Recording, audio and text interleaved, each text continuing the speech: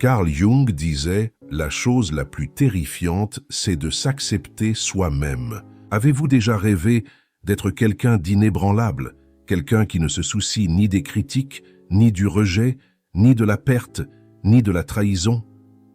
Avez-vous déjà imaginé le jour où vous arrêterez enfin de ressentir cette douleur silencieuse, cette angoisse qui vous ronge de l'intérieur, même quand vous prétendez aller bien à l'extérieur?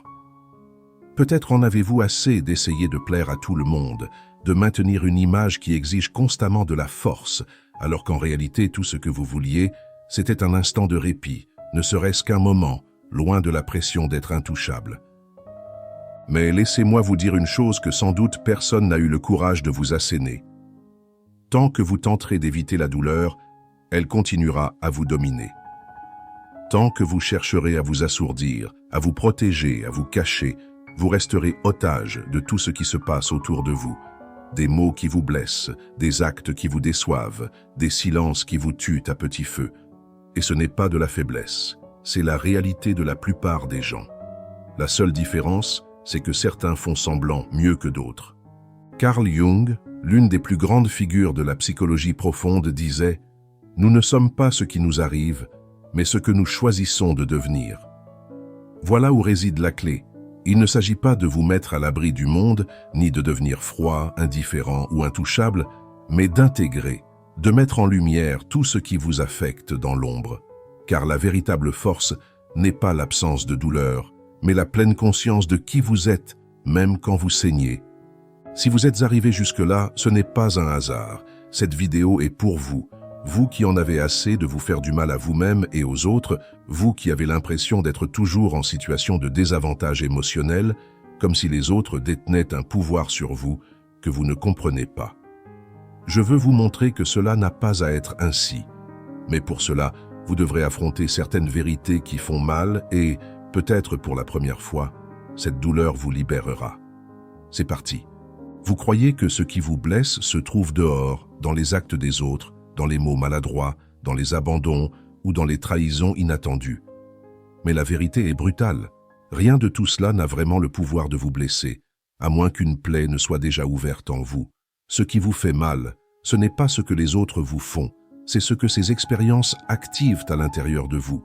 C'est l'histoire que vous vous racontez, c'est le vieux traumatisme jamais traité, c'est le vide que vous déguisez par la force, la fierté, ce besoin désespéré de paraître équilibré.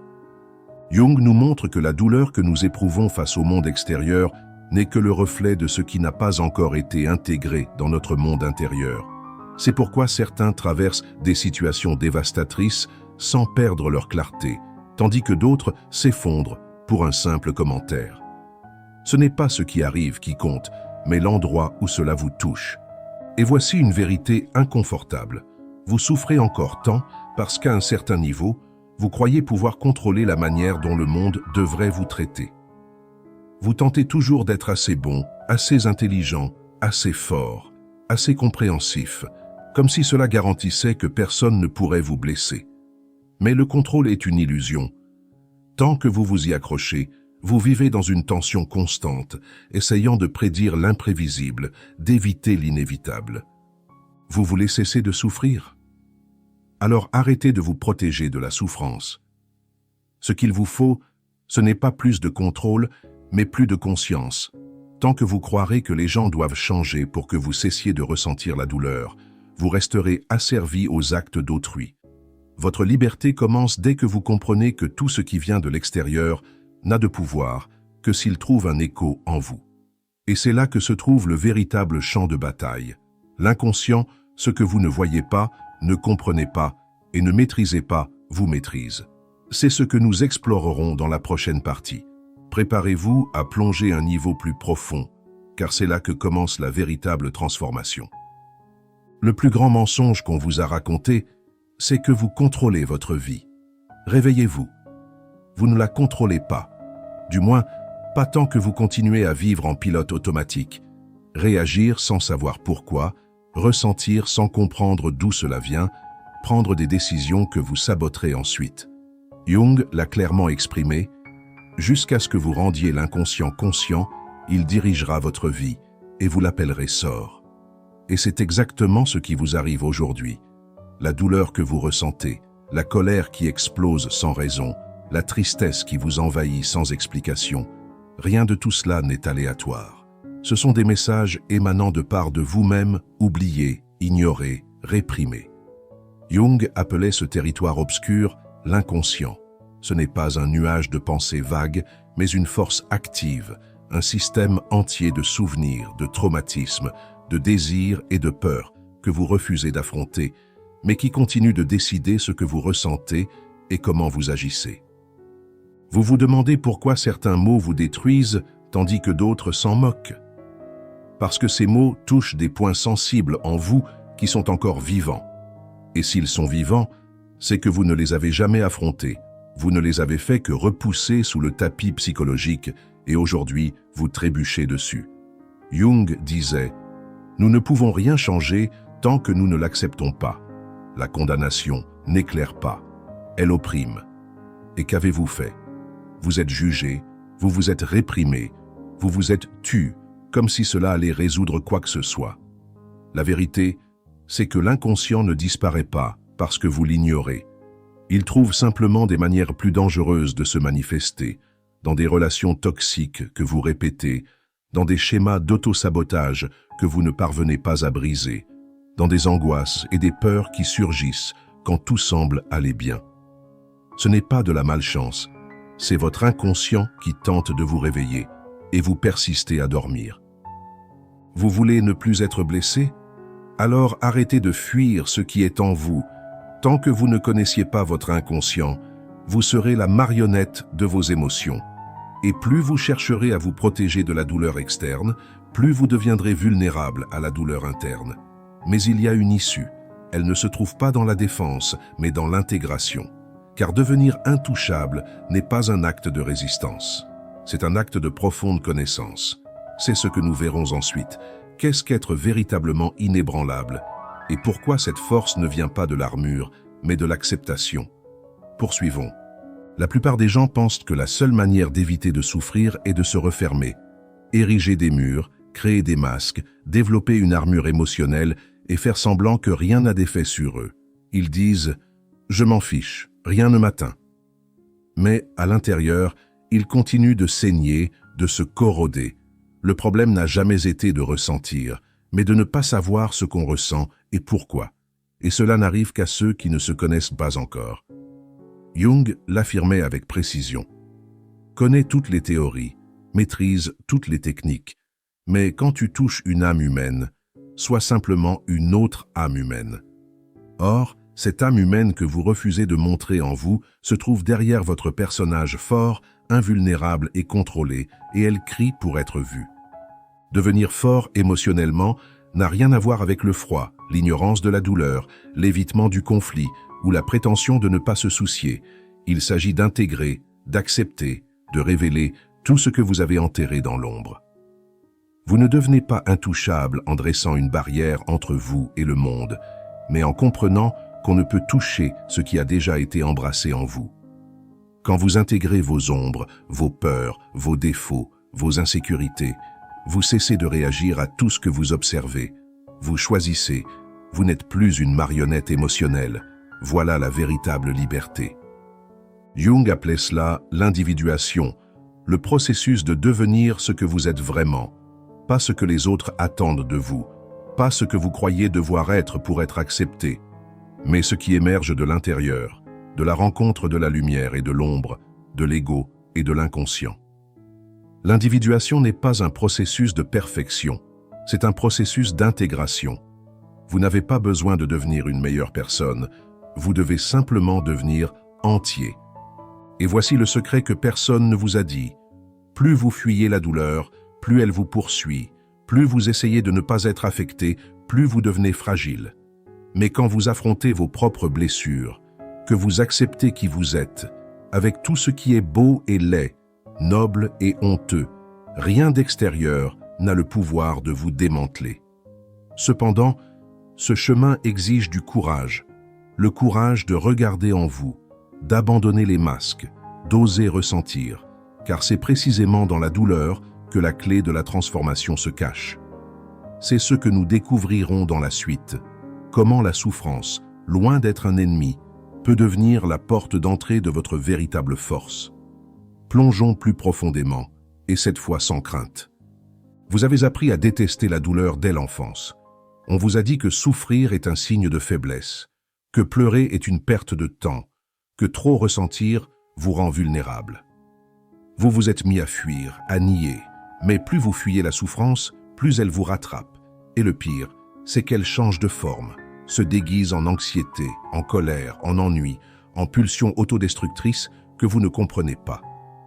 La douleur ignorée ne disparaît pas, elle creuse des tunnels en vous jusqu'au jour où, sans crier gare, tout s'effondre. Jung considérait la souffrance comme le messager de l'âme, l'alarme de l'inconscient, le langage que le soi, ce que vous êtes dans votre totalité, utilise pour attirer votre attention. Il disait « La dépression est comme une dame en noir. Si elle apparaît, n'essayez pas de la repousser. Invitez-la à s'asseoir, offrez-lui un café et écoutez ce qu'elle a à vous dire. » Mais vous n'écoutez pas. Vous vous taisez, vous vous distrayez, vous vous occupez, vous vous assourdissez. Vous faites tout pour éviter de regarder ce qui compte vraiment. Qu'est-ce que cette douleur cherche à vous révéler? La vérité, c'est que la souffrance ne fait mal que parce que vous êtes encore en guerre contre vous-même. Une partie de vous veut grandir, tandis qu'une autre veut que tout reste tel quel. Quelque chose en vous crie pour la transformation, mais votre ego, habitué au contrôle, essaie d'étouffer cet appel, et c'est dans cette friction qu'apparaît la douleur, car le changement fait mal. Grandir fait mal, lâcher d'anciennes croyances fait mal, couper des liens toxiques fait mal, laisser ce qui ne vous sert plus mourir fait mal. Tout cela est un deuil, un processus interne de mort et de renaissance. Et c'est précisément dans cet espace de ruine que quelque chose de nouveau peut naître. Car lorsque tout en vous se déconstruit, que vos certitudes s'effondrent, que la douleur dévoile votre vulnérabilité, vous pouvez enfin voir qui vous êtes vraiment, sans couche de protection, sans performance, sans masque. Et à ce moment précis, la souffrance devient sacrée, car elle vous met à genoux devant la seule chose qui peut vous libérer. Vous-même. Jung comprenait ça. La souffrance n'est pas un échec du système, c'est une étape du processus. La douleur n'est pas la fin de la route, c'est le début du voyage vers l'individuation. Le problème, c'est que la plupart abandonnent avant de traverser cette vallée sombre. Ils fuient, se distraient, remontent à la surface. Mais pas vous. Si vous êtes encore là, c'est que vous êtes prêt à traverser. Et dans la prochaine partie, nous verrons comment se déroule ce passage, comment le chemin de l'individuation, aussi solitaire et brutal soit-il, est ce qui vous libère enfin. Continuons. Ça devient de plus en plus profond. Peu de gens ont le courage de commencer le voyage d'individuation et encore moins d'en voir la fin, car ce chemin ne promet aucun confort, n'offre aucune garantie, ne protège pas votre ego, il le détruit. Jung appelait l'individuation le processus de devenir ce que vous êtes. Mais cela signifie surtout désapprendre ce que vous pensez être, et ça fait plus mal que n'importe quel rejet extérieur, car vous réalisez que beaucoup de ce qui vous définissait jusqu'à présent n'était qu'illusion. Vous n'êtes pas vos succès, ni vos traumatismes, ni l'image que vous avez construite pour être aimé, respecté ou admiré. Tout cela était destiné à survivre, mais survivre n'est pas vivre. L'individuation est l'appel de la vie au-delà de la survie. Elle fait remonter à la surface tout ce qui a été réprimé, caché et déformé. L'individuation exige la dissolution de la persona. Jung écrivait « C'est une simple façade de convenance collective ». Autrement dit, il vous faudra vous défaire de votre propre peau pour découvrir ce qui se cache dessous. C'est dans ce processus que vous devenez intouchable, pas parce que rien ne vous affecte plus, mais parce que vous avez déjà traversé le feu, affronté vos monstres, regardé dans les yeux votre honte, votre besoin d'affection, votre colère, et dit « Je te vois, tu ne me contrôles plus ». C'est cette clarté intérieure, cette lucidité face à vos propres ténèbres qui vous donne une force indépendante de l'approbation, de la reconnaissance ou du contrôle. Vous n'avez plus besoin d'être aimé de tous, de gagner chaque débat, de paraître fort, vous savez qui vous êtes et personne ne peut vous l'enlever. Le véritable bouclier émotionnel n'est pas une carapace, c'est un noyau. l'intégration de toutes vos parts en un centre de conscience inébranlable face aux tempêtes. Vous pouvez ressentir la douleur, mais elle ne vous brise pas. Vous pouvez être blessé, mais vous ne vous perdez pas, car vous n'êtes plus réactif. Vous êtes entier. Vous avez cessé de vivre en surface et commencé à habiter les profondeurs. Cependant, cette profondeur a un prix, la solitude. Non pas parce que vous serez seul, mais parce que peu de gens peuvent vous accompagner sur ce chemin. La plupart restent piégés en surface, derrière des masques, dans la peur du ressenti. Et quand vous vous libérez, vous vous éloignez inévitablement. Mais cette distance n'est pas un rejet, c'est une maturation. Vous ne vous éloignez pas par fierté, vous vous éloignez parce que vous ne trouvez plus votre place là où vous cachiez. Et nous arrivons au dernier point de ce périple, la conscience comme bouclier, car ce n'est pas la force qui vous protège, c'est la clarté. C'est ce que nous aborderons dans la dernière partie, la conscience, seul état dans lequel rien, absolument rien, n'a plus de pouvoir sur vous. Terminons ensemble ce passage. Nous y sommes presque. Maintenant que vous êtes là, il faut le dire très clairement. Rien, absolument rien ne vous protégera de la souffrance extérieure si vous restez inconscient de ce qui se passe en vous. Les maux continueront de blesser, les rejets de piquer, les pertes de vous abattre, jusqu'à votre réveil. Et ce réveil n'est pas un événement magique, c'est un choix quotidien. Regardez en soi, même quand ça fait mal, prendre la responsabilité de tout ce que vous ressentez sans plus blâmer les autres, le passé ou le destin. Carl Jung disait « Ce à quoi vous résistez persiste. Ce que vous acceptez se transforme. » Vous avez passé votre vie à résister à la peur de ne pas être assez, au vide du rejet, à la souffrance de la solitude, à l'angoisse de ne pas être vu. Mais qu'en avez-vous fait? Vous l'avez caché, vous vous êtes tu, vous avez cherché à tout contrôler, à être parfait, à être fort, et tout cela vous a épuisé. Vous avez fini par vous battre contre le monde et contre vous-même. Mais maintenant vous savez, la véritable immunité émotionnelle n'est pas la dureté, c'est la clarté. Elle ne consiste pas à créer une armure, mais à étendre votre conscience. Car lorsque vous comprenez vos déclencheurs, vos schémas, vos blessures, les actes des autres perdent leur pouvoir de vous détruire. Vous ressentez toujours, mais vous ne sombrez pas. Vous souffrez toujours, mais vous ne vous perdez pas. Et cela change tout. Ce qui vous protège n'est pas de vous protéger de la vie, mais de vous y plonger profondément. Ceux qui vivent en surface se font blesser par la moindre vague. Ceux qui plongent savent qu'en bas règne le silence, la stabilité et le pouvoir. Et c'est là que vous allez. Quand vous commencerez à vivre depuis ce lieu d'intégration, de présence et d'acceptation, le monde pourra tenter de vous renverser, mais il ne trouvera plus où vous atteindre. Si cette vidéo vous a touché et que vous êtes prêt à plonger au plus profond de vous-même, à accueillir vos ombres et à devenir réellement inébranlable, laissez un commentaire. Je choisis la conscience. Et surtout, abonnez-vous à Visiolophie pour poursuivre ensemble ce voyage intérieur.